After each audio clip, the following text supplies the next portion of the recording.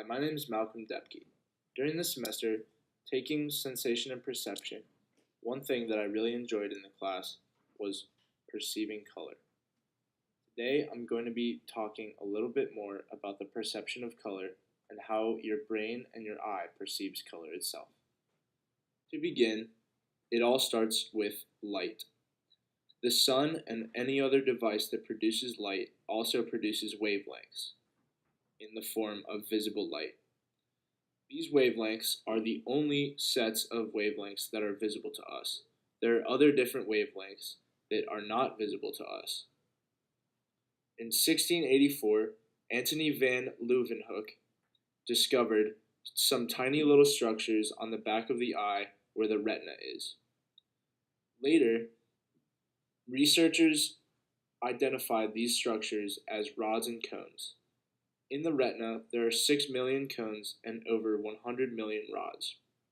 The cones are responsible for the perception of chromatic color, and the rods are responsible for the perception of achromatic color. Chromatic color is any color that doesn't look like white or black. Different cones on the back of the eye are red cones, green cones, and blue cones.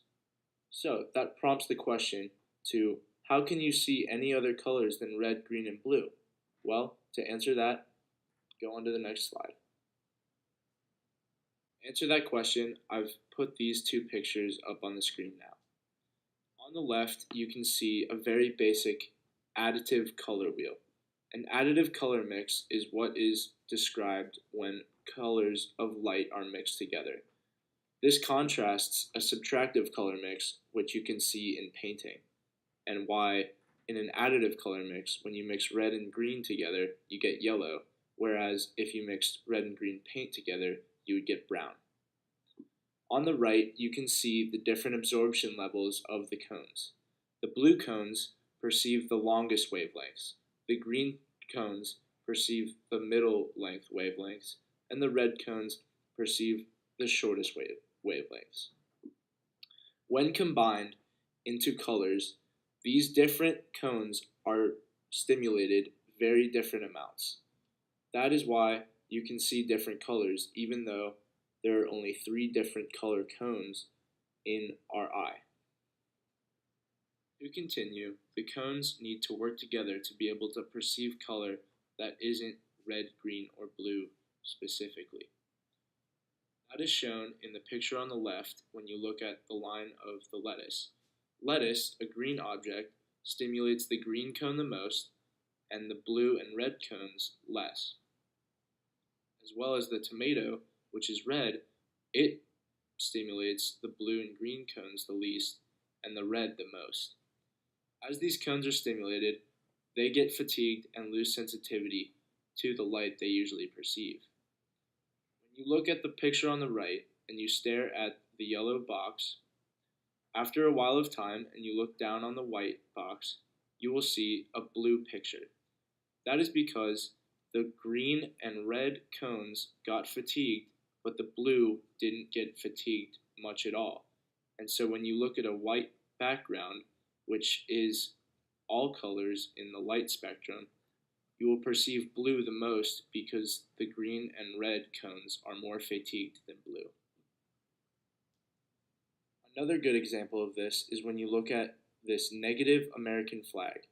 When you look at the pink dot long enough, like the directions say, and then you look at a blank piece of paper or a wall, you'll actually be able to see the real colors of the American flag.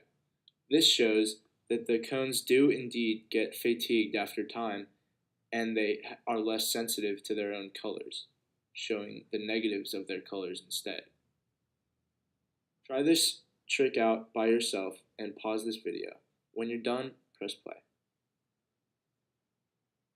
Did you know all visible color on objects is due to certain wavelengths of visible light bouncing off the objects and then into our eye?